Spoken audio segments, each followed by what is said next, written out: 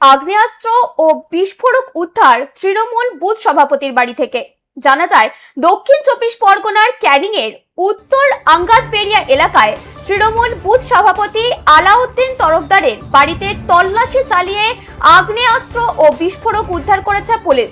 গোপন সূত্রের ভিত্তিতে চালানো অভিযানে একটি দেশি তৈরি লম্বা আগ্নেয়াস্ত্র, একটি পাইপ গান, 4টি রাউন্ড তাজা কার্তুজ এবং একটি তাজা বোমা উদ্ধার হয়। ঘটনার তদন্ত শুরু করেছে ক্যানিং থানার পুলিশ।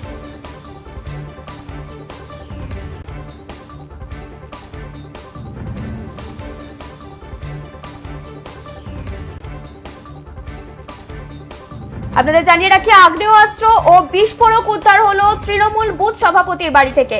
জানা যায়, দক্ষিণ চব্বিশ পরগনার ক্যানিং এর উত্তর আঙ্গাতপেরিয়া এলাকায় তৃণমূল বুথ সভাপতি আলাউদ্দিন তরফদারের বাড়িতে তল্লাশি চালিয়ে আগ্নেয়াস্ত্র ও বিস্ফোরক উদ্ধার করেছে পুলিশ।